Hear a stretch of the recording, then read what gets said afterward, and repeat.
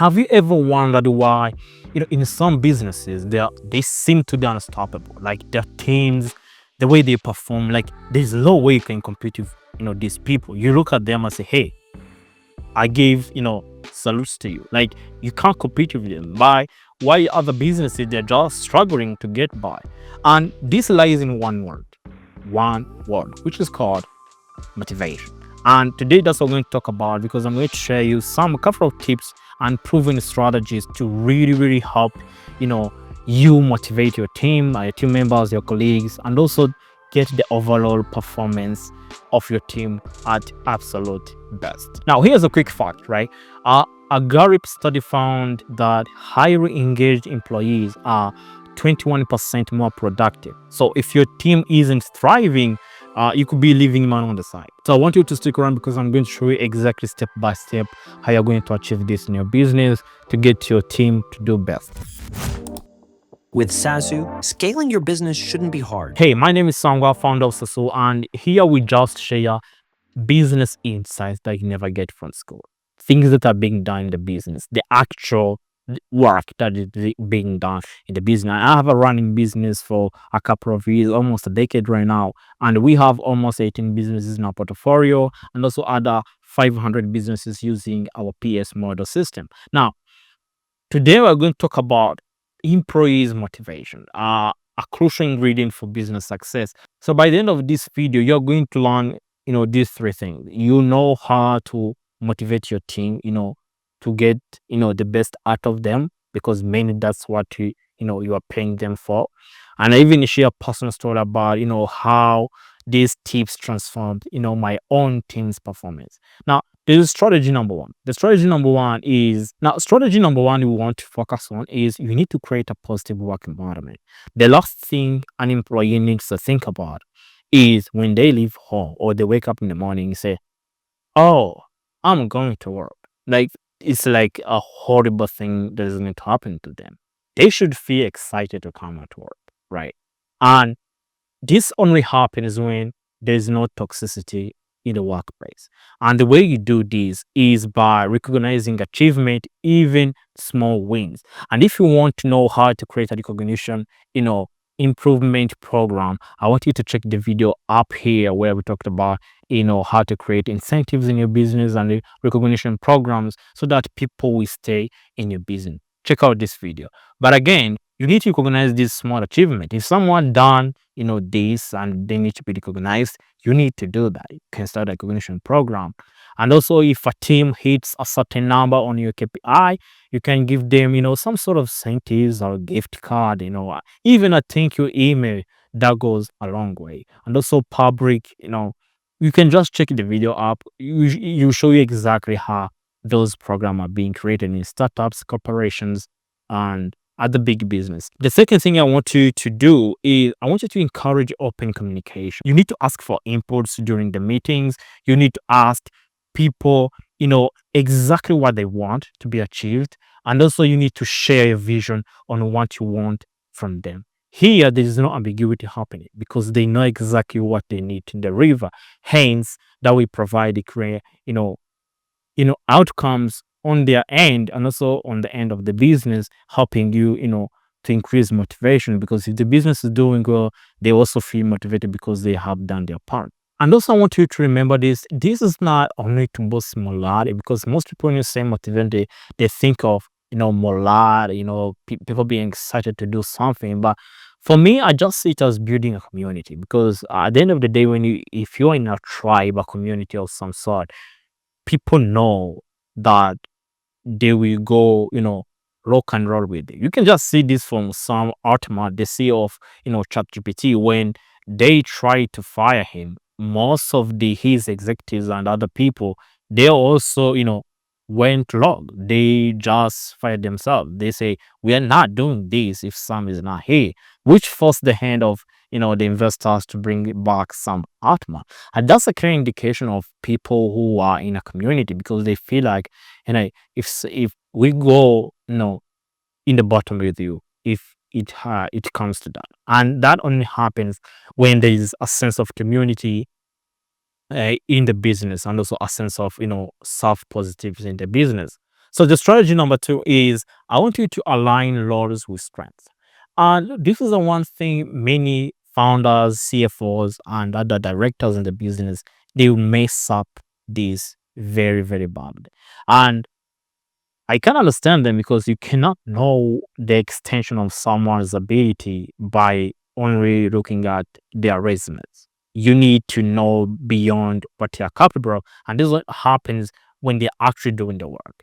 So when you hire these people, you start, tracking it down, all the activities needs to be done or tasks, and you divide these tasks and give them to people according to what they show you they can achieve in the business, and also aligning them with what they want. Because if I say, hey, I want to be a CFO in the future, or I'm maybe a junior developer, I'm looking to be a senior developer in the future, you need to give them tasks that align with their strengths, preparing them forward. That's what you need to do. And I don't know if you ever heard a phrase that say, pray to your strength. Pray to your strength. If someone is a quarterback, you cannot put them in the front. Just someone has to pray where their strength is. And this applies in your team too. So when employees work in laws they are naturally good at, they feel more confident and motivated.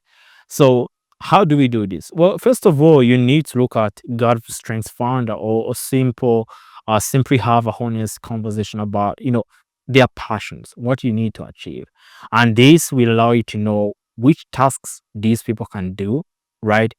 Which task they can deliver on time, and also which aligns with their strength degrees, and also what the scope of their knowledge is. And also when you do this is going to help you restructure laws if need be, because you will be doing this based on the skills they have. And I see this happening, guys. I see this happening over and over and over again. And you meet employees that they feel like, okay, if I hire you as an IT, then you can build a website, you can build an AI automation. Just because someone is in IT or have a degree in IT, it doesn't mean they know AI automation, machine learning, or everything that is in the tech space. You need to talk to these people, right? Just because I have a degree that say, oh, I'm a financial advisor, but it doesn't mean I'm an accountant. It doesn't mean I'm a lawyer. I can advise you on financial things, or I have a degree in international businesses. That doesn't mean I know marketing. So you need to understand these key metrics to know exactly who you need to put the work in front of. If you mess up this in hiring, then it's gonna, follow you also during the work process. So you need to restructure laws if necessary based on the skills people have. And this is one of the things you really need to think about it. I can give you a personal story. Like I had someone who was really, really struggling in sales. They were struggling in sales. But guess what? They were thriving in client support, because those are not two things. One is trying to sell the product, another one is trying to, to give support to people. And guess what? That switch, moving them from sales to client support, really changed everything, and they end up becoming, one of the top performers in the business. And I can tell you this from experience, this really improves their motivation because they can see, oh, I can do this. Like they feel motivated to come to work.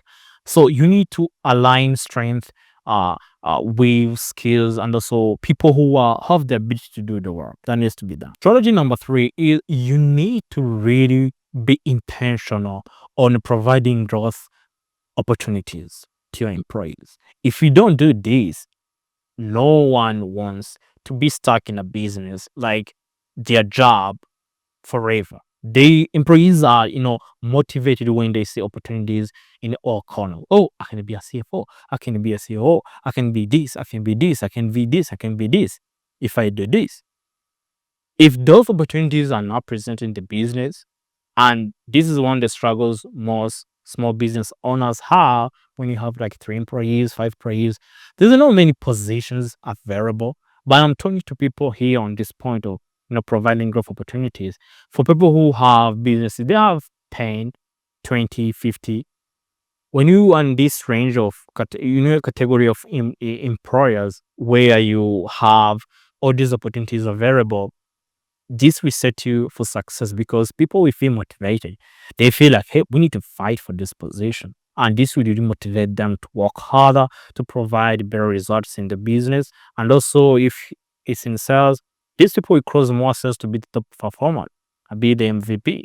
So, provide the growth opportunities to a business. And in our team, we introduce this quarterly skill building, workshop where we just, not only did the productivity improve, right, but also employees thought, you know, we're investing their future in this because they feel like, okay, if I'm doing this quarterly skill building, then if I have skills in AI automation, I can use Make, I can use this, department of developers. Some developers don't know all the tools that are being used on the market. So if they learn like a new tool that can help them, achieve the work they did in 2 days in one day, then they know they are going to be motivated and also be elevated in the position they have. So that's one of the things you need to provide growth opportunities in here. Even if it's not a position in the business, even some, certificate outside the business, all these growth opportunities, people really look forward on them. Now, there's strategy number 4, and this is one of the things that I talked about before because incentives and recognition. You need to provide incentives and recognition in your business if you want people to stay. If you want people to feel motivated, you need to give them something outside the salary. And what I mean this is not always about the money. Even a thank you email after a sales call or after closing a huge deal or after, I don't know, anything that is happening in the business that you feel is valuable, you need to provide this kind of recognition. Even awards at the end of the year or quarterly events, you know, to give people incentives of some sort, a gift there. I don't know, anything that you might think of that you are capable of providing. It can be a formal thing like a paid gift card. It can be an informal like an email. Just provide some sort of recognition. And this can happen, first of all, by giving flexible hours to employees. You just have to let people feel comfortable coming to work. Give them flexible hours, right? Or schedules. Now, let me share a quick story, right?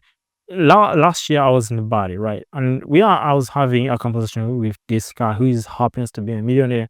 He owns a software company, and we he told me just, hey, dude, you just need people. Like most of us, we are hiring Gen Z, people who are young, who have low attention span.